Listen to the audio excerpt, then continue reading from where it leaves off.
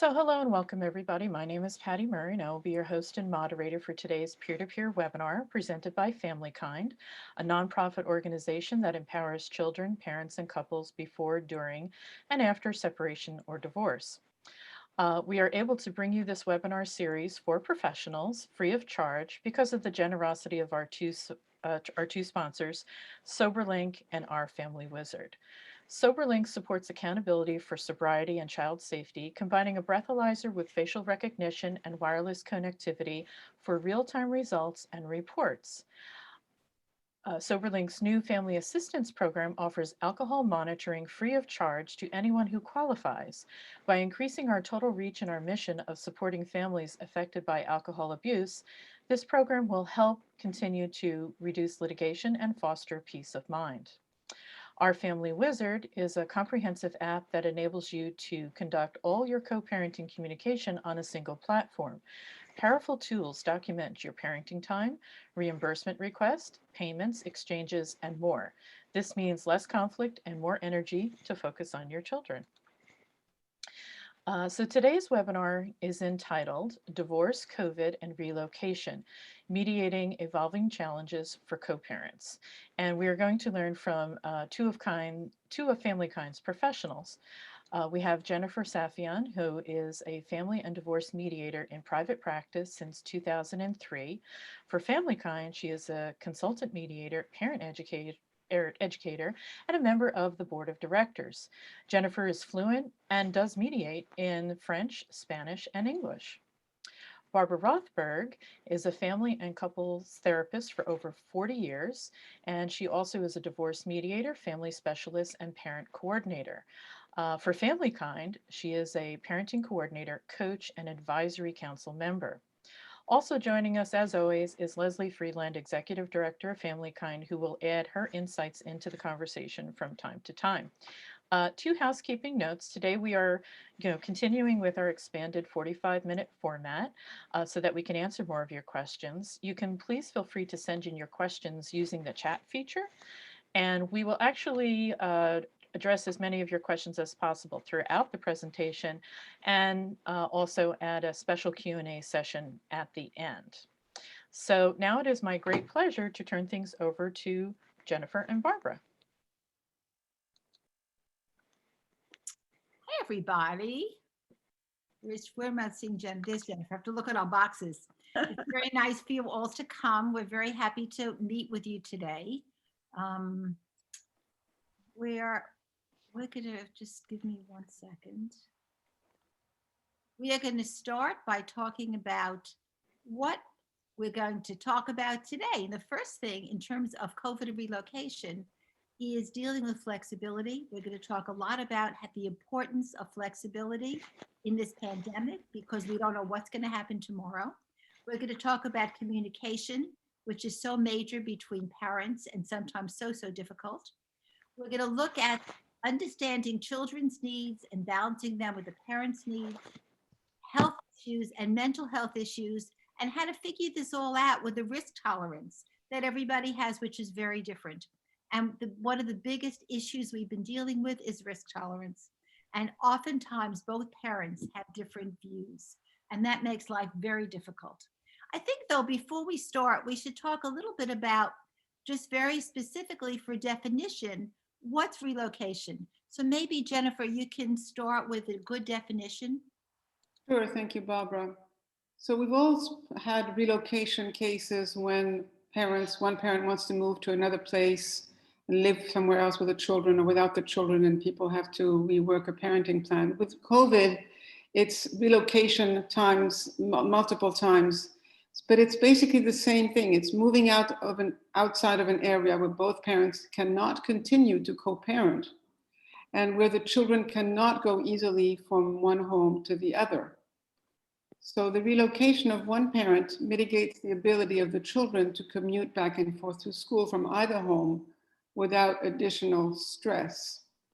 So we've divided this COVID relocation in two parts because we felt that there were two periods in this COVID. The first one was COVID part 1, and Barbara's going to address that, the initial shock of when COVID started. So Barbara, you want to talk about that? Sure. When Jennifer and I were talking about how this worked in our practices and what we've been dealing with, the first thing was the fact that COVID was such a surprise. And I'm going to give a little shout out here to FamilyKind because the last thing I did was go to a FamilyKind gala the beginning of the week when COVID happened and shut us all down. And when we were at the FamilyKind benefit on a Monday night, people were talking about what is this coronavirus thing and what's really going to happen. And we all took the subway there. We took the subway home and went to work on Tuesday and Wednesday. And by Friday, the world turned upside down. I had every expectation of going back to my office on Monday morning. And that was mid-March. I haven't been in my office since. So COVID took us all by surprise. So we're calling that COVID-1. And COVID-1 was the surprise everybody had and what reactions people had. Many people wanted to leave New York. This is where we got relocation from. Anybody who had a second home ran away to their second home. People who had parents who lived upstate or in Vermont or in Massachusetts or in Virginia, many people ran to parents' house. And to do that only for, quote, a few weeks until this is over. That was COVID-1. Some parents even relocated together. Now, this was interesting. I had one couple that I was working with as a parent coordinator who had separated about a year before. And they decided they were each single. They had 2 kids who were young and hard to manage. So they figured they're going to try living together again during COVID. So that was a relocation that nobody ever expected. Then you had situations where both parents were relocating separately to a new area because they wanted to get out of New York and rented houses close by to see what it'd be like, especially as the summer was coming. People thought about, let's have the summer in a different place and we'll make this work. But then things started to change. We started having COVID-2. And we wanted to deal a little bit with my slides, what the issues are of co-parenting.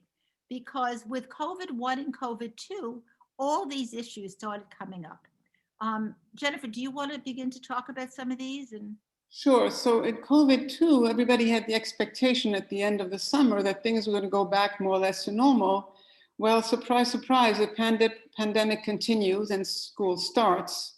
And now there's a whole new set of challenges. Of course, there's a fear of getting sick for everyone. Is who's going to go back to work and how are they going to go back to work? Are the children going to go to school? Are they going to have a hybrid schedule? Are they going to start a new school in the place where they relocated? How are they going to meet their friends? Are they going to have to meet only on Zoom? Or will they be able to run into the park for a moment to play in the playground? Are they going to attend friends' birthday parties? And then, of course, as the fall approaches and holidays start, what happens with the holidays? How do we deal with food shopping? Food shopping seems like a silly thing, but that was so major for so many people. And the COVID pandemic made all the little things we do in life difficult. And we really had to figure out how to make everything work again. And then there were situations where one parent was an essential worker, had to go to work, and the other parent could stay home and help tutor the kids, but felt that all the burden was on them. And then there was the issue of the health of the essential worker. They go to work, do they bring back the virus to the house? How do they deal with the kids there? What about the parents that want to date? Is the date in the pod or is it out of the pod? And how do they deal? This caused a lot of concerns. I had one couple where the wife was dating and staying overnight with someone when the father had the children, and he didn't want her to be back with the kids after that. And it turned into a huge drama. They had them back in mediation. It was very, very difficult how to come up with some parameters on how to handle that. And then, of course, there's the age of the children. Some children, the little children, would follow along what the parents say, but what about when they're 16 or 17? They don't want to not see the friends. They don't want to stay isolated in the country when they have a home in the city. They're used to being in the city. So there's another voice that comes into the play. So it's a lot of issues that have to be worked through. And I know Barbara has been dealing with that in her practice, and I certainly have had a lot of couples who already had a parenting plan who came back to mediation to try and work these new issues. And of course, the added layer of COVID, as we said before, is the fear of getting sick. Of course. I deal with a lot of parent coordination cases, and I changed so many schedules with people because it wasn't working. Many people, especially with younger children, were doing schedules where they had a couple of days and a couple of days, and people felt like you should stay in one place for longer. So we changed situations to be a week and a week. And then when you had parents with relocation who went upstate or to Vermont or to different places, we had to totally change parenting plans. How was that going to work? The hard thing is that when parents don't get along and don't communicate, changing things makes it extremely difficult. It makes it really, really hard. And people had to negotiate how to figure out transfers. I had one situation which was almost ironic because they ended up fighting over travel time. And both people were in traffic going back and forth because they were 2 hours apart from each other because they were living in different places. And anger got taken out around different things. Instead of being angry at each other for coming 10 minutes late, they were angry for being a half an hour late and they were stuck in traffic coming from upstate New York back to Brooklyn. And life was extremely different for everybody. I want to add it to one example that I had. I had a couple who moved to the West Coast with the children at the beginning of the summer, and they were both agreeable to moving. One parent had their families there, and the kids were very happy to be in a home with a backyard and the grandparents around. And then the parent whose family it was not was called back to New York to go to work. And he and his colleagues had to take turns being in the office 2 or 3 days a week. So this parent said, I have to go back to New York, and I want the kids and you to come back to New York as well, because otherwise I won't see the kids. And that parent said, no, I'm staying here. The kids are fine here. We're putting them in the public school here. They're going to be very happy. You can go back to New York and we'll arrange for you to see them during the holidays. So it was a very, very difficult and stressful mediation where one was forced to come back, the other one didn't want to come back. And now what do? How did it end? It did not end. It hasn't ended yet.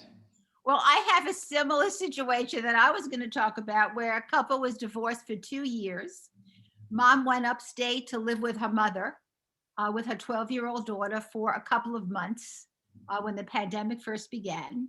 Dad decided to rent a house nearby. He had a wife, he had just gotten married, and she had a child.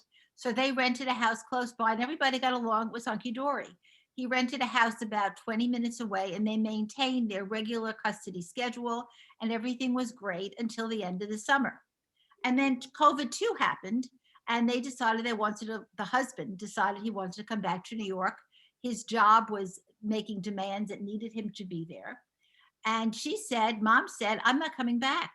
Our daughter's going to homeschool. She's doing remote school. She could be here and she's very happy here. I don't want her to come back. So at that point, we had to decide on what kind of parenting plan they're going to have and how that was going to work. And this couple decided on a month and a month. And that was kind of interesting. And it's been working. They did a month and a month. The problem is currently, it worked for several months, but currently the last, I would say a week ago, this occurred, where Mom said the schools are beginning to open up state and her daughter wants to go to school here. Dad does not like that idea. And we're also in an open discussion about now what happens with the parenting plan, what happens with child support, what happens with the basic custody agreement if the child's going to be in school upstate. Dad says no, Mom says yes. So we're in the middle of a battle about it, and this case may go to litigation. So a lot of things have opened up in a way that if people were under normal circumstances, these things would not be happening. There are a lot of things that are different. So what I found useful, Barbara, I don't know about you, with some of these couples is to just look at a certain limited period in time. Since we don't know what the next few months or many months are going to be, let's work on a plan for the next 3 months. Let's, talk about how you're going to handle. I'm talking now, of course, about people who live in a proximity where they can at least commute to each other easily without having to get on a plane and go across country. So how are they going to handle the responsibilities of the homeschooling when the kids are home? Because this is a huge problem for parents. They're both working. Absolutely. And now they have the children home 3 days a week. And I had one couple where they each took one child. Oh, that's interesting. So every day, they had 2 kids, every day each took one child. So they only had to worry about helping one with the homework while they were doing their work. And then the next day they switched. And in the evenings, the 2 children slept in the same home, sometimes at mom, sometimes at dad. But that's how they shared the responsibilities. It's interesting how people come up with their own creative solutions. And when I talk about flexibility, that's Right. what has to happen. An interesting thing happened with one couple. I heard something I never ever heard before. Usually people are upset that they don't have enough time with their children. And I have people mostly arguing, I want another hour, I want another half day, you can't take my time away. I had one woman recently say to me, I can't get my work done. To her ex-husband, you've got to take the kids. I don't want the kids so much. I can't have the kids so much. I need more free time. I need time for myself. I need time to get my work done. And I've never heard this. In all the years I'm doing this divorce work, I'm usually hearing, I want the kids, I want the kids. Given the pandemic, with all the responsibility of homeschooling, as well as getting people's own work done on a computer and having to deal with everybody in computers, things are changing. So all these new things are evolving and people need to have creative solutions to how to deal with the problems. And I think as mediators, we have to help our families, separate issues and maybe work on small things at a time. It's too overwhelming for everybody. So let's say today we're going to work on your weekday schedule, how you're going to share the time with the children, who's going to take care of which homework, when. And then maybe next meeting, next week, we can talk about how you're going to handle the holidays. I think we have to separate, and I find that when you separate the conversations, the discussions in small compartments, it's easier to absorb, it's easier to put in place, and then they come back the next week for another baby step. I don't know if you've experienced that, but I found that very useful. Absolutely. And then knowing that the plan can change. I had a situation where parents had worked out a really good schedule, and then they were both figured out when they're going to get their own work done. And then they had a 7-year-old, and the school called. This is a couple in Long Island. The school called. There was a COVID case or 2 COVID cases, and they closed the school down. They called the parents, come get your child.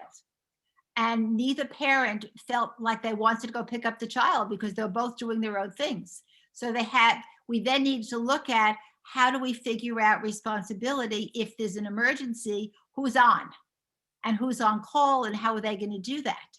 Because flexibility is important because things happen. And yes, that's correct. And then other things that I found useful is also helping the parent who's not with the children spend time with the children, even virtual children. So for example, I have a father who has lunch with his daughter every day. So they put their plate in front of them, they sit on Zoom and they chat during lunch. The father takes a break from work, the daughter takes a break from school, and they have their little special time every day through Zoom. I have other parents who will watch a movie with the child or a television program. And then how do the children come up? The children also come up with lots of ideas. I have a lot of grandchildren and they've been very creative on how to spend time with their friends. My granddaughter, who's 12, there's this app, apparently I didn't know about it, a movie app. So they pick a movie together and 3 or 4 kids in different locations watch the movie and they talk at the same time and they do all these funny things together. So the kids also can participate in coming up with good ideas on how to share time with their parents, because I think the children are much more adept at using the videos than we are, for many of them, and they're very creative. So I think the parents should also get their children's input on how to deal with some of these issues. I think that's great. I also want to make the personal comment that we actually talked about, that I'm going to share with everybody, that Jennifer and I, when we first met, we bonded over first being grandmas. And when we talked about doing this webinar, we talked about the hardest thing was not being able to hug our grandchildren.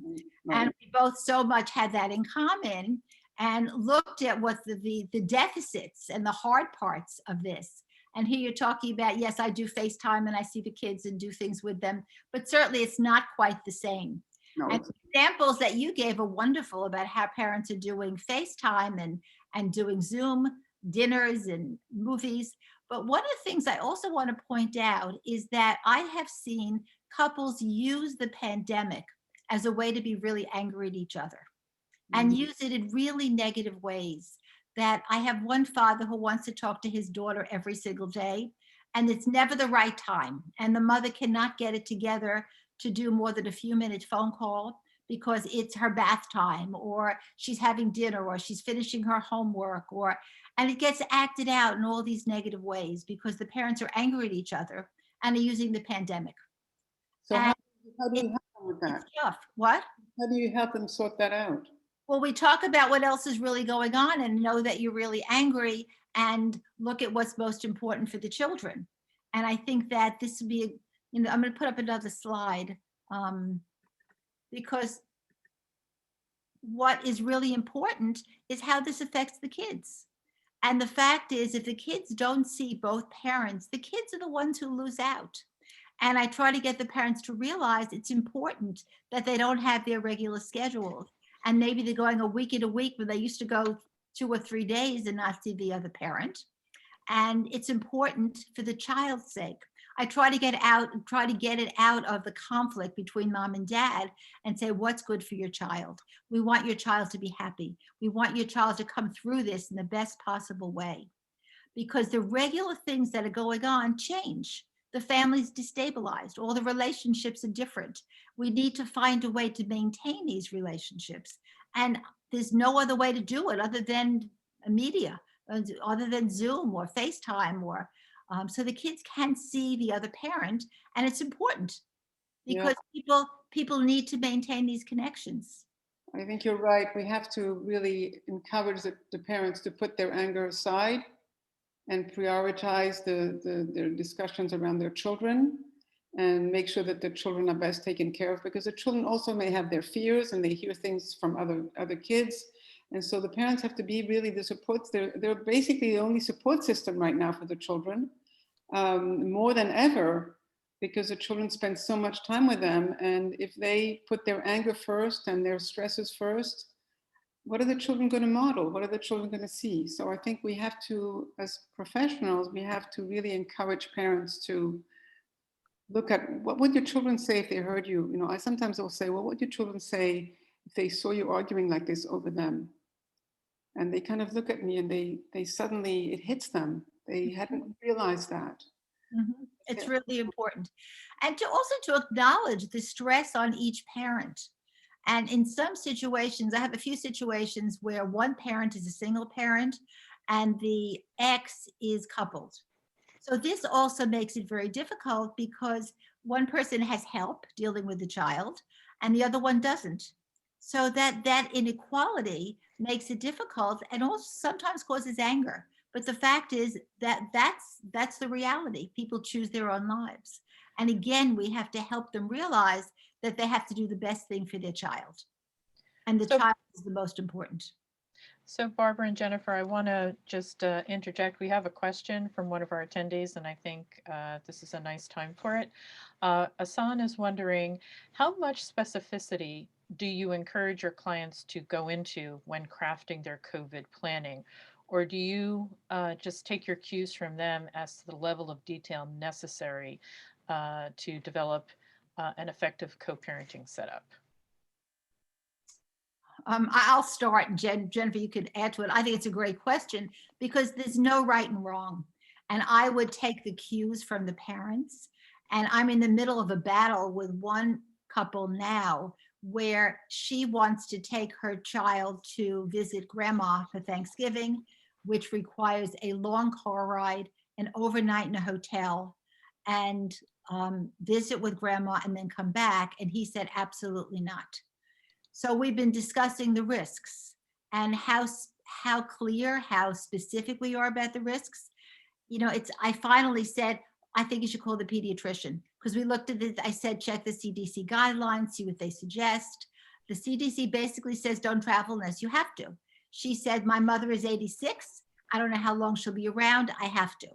So we have to balance mental health issues and we have to balance physical health issues. So I felt so in the middle of this. What I did is I said, why don't you call the pediatrician and let's get a medical view on how to handle this, to see if they could shed some light on what the decision should be. I think call the pediatrician is great. I personally encourage parents to prepare quite detailed agreements. Not that we can envision all the unknowns, but I think that we have to help them come up with as many what ifs as possible, and how they're going to handle an unusual or an unknown situation, how they're going to maybe call the other parent, keep in touch with the other parent at all times, certainly notify the other parent if there's any sign of illness. Yeah. I would encourage people to write in more detail than less detail. I also had a situation where a father's girlfriend was a nurse and worked in a hospital daily. And the mother was very upset about how the child would be going back and forth and what would happen with the child and what the risks are. So how specific can you be? We had her test a lot. This is a tough situation because the father also wanted to see the child. And she goes to work every day. So this was a matter of risk tolerance. True, that's true. And I don't know what the right answer is. I don't think there is a right answer. It's a matter of everybody figuring out what could work for themselves. I think we don't have the perfect answer. We're all in this together and we have to support our clients, but very often we're all also facing unknowns. And so in our own families as well. So we can help them, but as best we can, I guess. But I would encourage more details rather than less.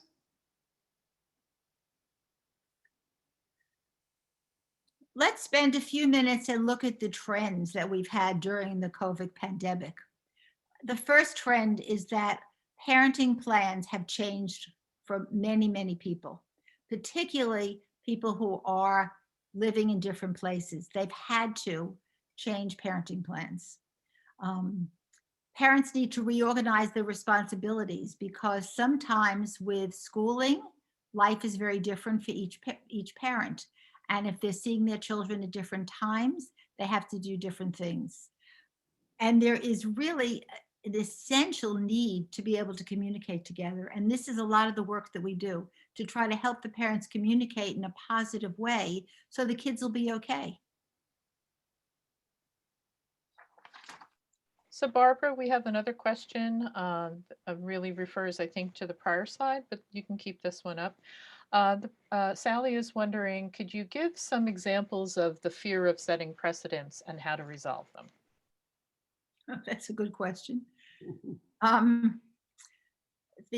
Jennifer, you might have some examples too, but the one case I have with this, which really was a concern, was a mom who took her child to Florida in the very, very beginning of the pandemic. Florida was a hotspot, but her parents lived in Florida. She took the child there and she was there for more than 6 months. And then she called her lawyer and her lawyer said, if you've had your child for more than 6 months, then you could have precedent of keeping your child in a new location.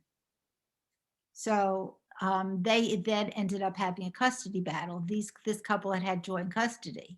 And they ended up having a custody battle because she set a precedent of being in another place for more than 6 months. Well, I'm not a lawyer, so maybe we need a lawyer to kind of, Jennifer, you might have experience, so maybe we need a lawyer to chime in with some thoughts. I'm not a lawyer, but I've had similar situations. What I found is a lot of my clients seem to have done some research on their own, and they call me, it's about 4 months now into the move, and they say, well, no, we're getting close to 6 months. We don't want to set a precedent. What do we do? I still don't want to come back to New York. I want to stay here, but if we hit the 6 months, what happens?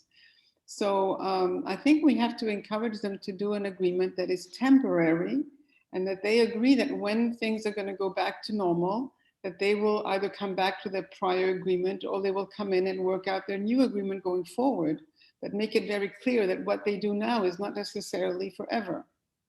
You know, and that's, hopefully that works. I have another case where a woman moved to rural Pennsylvania for a period of time, and they were doing a month and a month. They changed their schedule to a month and a month also. And the only way the father agreed to it was that they had a lawyer draw up papers that this child is starting high school in September. And the agreement was he applies to high school only in New York. And the agreement was that, look, she'll have to make it happen to come back to New York by next September so he attends high school and does it, because all the applications are virtual anyway. But he would apply this year, and that was their agreement. She said to me, I don't know if I could keep that. But Yeah. she did sign that agreement, so who knows what'll happen with that case. That's Sadly, So I want to just mention that we do have an attorney weighing in, Michelle, who is saying that if you add a provision that any changes due to COVID are not permanent, that should work. care of it. Right. And And- then, and it seems like Joe is also saying that I've done a few interim temporary parenting agreements that are set to expire at a certain time for the fear of setting a precedent, I'm sorry. Michelle also had a comment, and then I wanted to see how you work with this thought. Her feeling is the problem is to overcome how to deepen the understanding between the two individuals when the benefits of risks are different for different parents, and how do you work with that? The way I work with that is really to get people to talk about what they feel and to talk about what their fears are and to talk about what the impact is on the children. So it's not just about them, it's about their children also, and it's about how they deal together and how they deal with any important decision that affects both of them and affects their child. I think they also have to accept the fact that the other person has a different opinion. Sure. And that's okay. Not say, well, I'm the right and you're wrong, but I think I'm right and you think you're right, and that's okay. We come from two different places. We have to figure out a way to blend this, but at least not tear down the other person saying that they're all wrong and I'm all right. And I think sometimes it's important to remind parents, it's okay, agree to disagree. I totally agree with that, but I think one of the problems we have now is that we can start with that people have different views, and it's okay to have different views, and there's no wrong or right. And I talk about risk tolerance all the time, because you cannot decide what's okay and what's not, because we're balancing so many needs, the kids' needs, mental health needs, your personal needs, your own health needs, and balancing all those things, you still might come up with different views, and who ends up making that decision? That's why I ended up calling the pediatrician on this particular case, because sometimes somebody has to make a decision and somebody has to say, I'm doing this or I'm not doing this. If you can't get them to agree, sometimes I try to use the lowest common denominator and say, for safety's sake, can we just agree on this? Even though you don't really agree, can we do this? Sometimes that works, sometimes it doesn't. But it's a very tough situation because there isn't a clear right or wrong. So Barbara and Jennifer, we're getting a lot of comments and questions, and then also Leslie wanted to weigh in. So Leslie? Yeah, just to tie into what's being said, I think also good faith goes a long way, and appealing to the party's good faith, flexibility, creativity. So about that family who had joint custody, and one parent stayed in Florida for 6 months. I think the finder of fact, the judge, the referee, will look beneath that and say, did you guys agree that, this would mean a permanent change? So I think the courts are also interested in how people are conducting themselves during this time, and to hopefully in their professionals' offices, they sort of realize that. Judge Sunshine wrote that article about this specifically. Like really try to be your best person, because that's going to be very important. Mhm. In terms of takeaways, that's one of the things we're talking about is generosity. And we talk about generosity of spirit, which is so important at this time. And I try to appeal to parents about that. This is a crisis. In a crisis, you have to kind of suspend your anger, work together, do the best thing for your children. Mhm. It's a hard thing to do, especially if you're angry, but it's a time to really show your best self without question. Mhm. And as we said before, prioritize the children and put your anger aside. That is very, very important. Mhm. And I love the point too about looking at things in smaller chunks. Sometimes, we don't know what's happening. Phase 1 COVID is very different than phase 2 COVID. We don't know what phase 3 COVID is going to be. So try to, look at big picture, but focus on what really works for the next few months for our children, that we can help do the best plan. So we have a couple of questions coming in, a couple from Wendy. Wendy, I'm going to take them in reverse order. Do either of you feel that if the parents disagree on whether something is safe, what is your default for the more cautious parent? I think probably you've mentioned the pediatrician a couple of times. I remember doing one of the FamilyKind webinars early on in the COVID, probably COVID-1. And one of the points was to say to the parents, can we agree on what the CDC is saying and then abide by that? What are some other defaults that you go to? I look at what the school's putting out, because sometimes the schools put things out. Cuomo has put out stuff. I try to look to some kind of authority and take it out of mom versus dad. Mhm. So there could be somebody else who could look at it. The CDC is good. The pediatrician is good. Cuomo said such and such.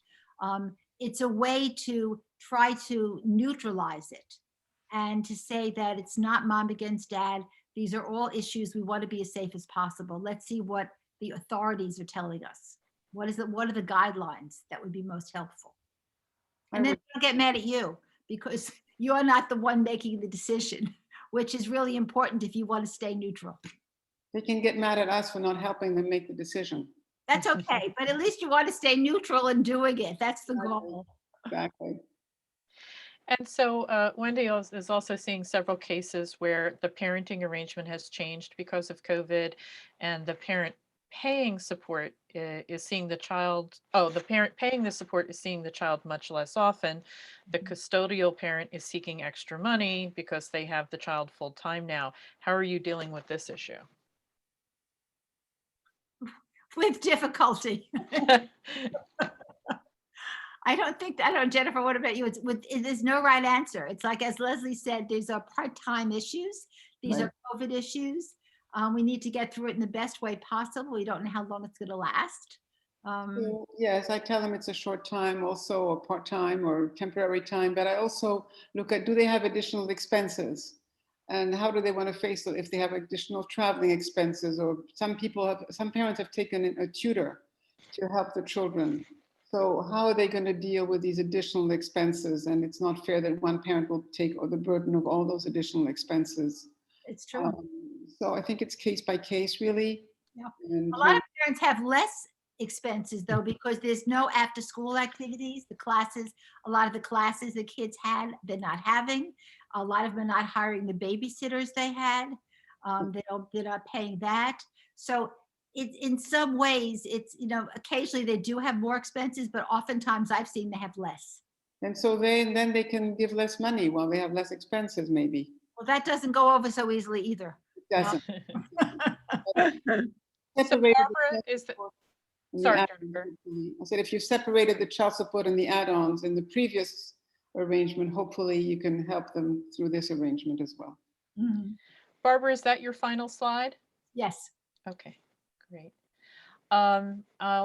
We still have 5 more minutes, so if anybody has any additional comments or questions for our panel, please send them to me in the chat.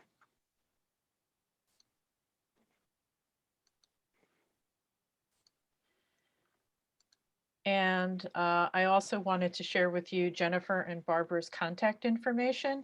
So this way, you know, sometimes later today, tomorrow, next week, you might have a question that might arise. Feel free to reach out to Jennifer and to Barbara. Yeah. And Leslie, to see if, you know, if there's some additional brainstorming and insights that you can all share with each other. I'm not seeing any additional questions come in. So while we're waiting for additional questions, I'll ask Leslie to say a few words. I know, Leslie, you wanted to thank people for supporting the peer-to-peer through attendance and have some thoughts for them during the holiday season. All right, right. So yeah, thank you. I know some of you are new. You know, you come to one or two of these peer-to-peer, sometimes you come to all of them. And I'm so grateful we're able to sort of put them on with the support of our Family Wizard and SoberLink and these great speakers. Like each time I'm part of this, I'm so in awe of our speakers, including today, Barbara and Jennifer, and how Patty helps us put this all together. But this takes a tremendous amount of work it's, I think, so important to be able to be here together as professionals during this time. So we appreciate any support you can give us monetarily. We're having our annual appeal coming up. So if you can remember us, we are a 501c3 non-for-profit, and we do this program, but mainly what we do is support parents who are going through divorce and separation, extremely stressful times now. We all know that. We've just heard about that. So we want to make sure that all parents get help, people who have money, who don't have that much money. So if you can help us do that, and I know many of you do already, thank you. Great, thank you. Jennifer and Barbara, I'll give you each 30 seconds for one final comment. We covered a lot of ground here today. So if there was one important takeaway, what would that be for the attendees? And I'll start with Jennifer. I would tell my clients, I would use the word flexibility and openness. Wonderful. And Barbara? With much agreement with what Jennifer said, I would add that this is a time to be your best self and to be open and communicate as best as possible and do the best thing for your children, because we're all going to remember 2020 is a crazy year and we want to get through it in the best ways possible. Wonderful, thank you. And so thank you to Jennifer, Barbara, Leslie, also to our sponsors, SoberLink and our Family Wizard. We can't, and all of you, all of our attendees, we couldn't do this without everybody. So thank you for that. I want to let you know that we are actually off in December due to the holidays, and our next peer-to-peer will be in January, and it'll be the last Monday of the month. So it'll be on January 25th, and that'll actually be an extended special event where so it'll be from 1 p.m. to 2:30 p.m. We'll be sending some information out on that shortly, so keep an eye out for it in your emails, and also in our newsletter in December. But that one will focus on LGBTQ legal trends and updates relating to parenting, separation, and divorce. And Leslie, I didn't know if you wanted to add to that about that event. No, it should be really exciting. And no, that's it. Looking forward to that. All right, well, great. Well, thank you. Oh, wait a minute. I think one more question came in. Let me see. Oh, just more thank you for doing this event. And also there was a lot of really nice comments for the information that was shared. So again, thank you, everybody. Have a great day, and we'll see you next year. Thank you, Jennifer, Barbara, Patty, and everyone else. Thank you. Bye-bye. Bye.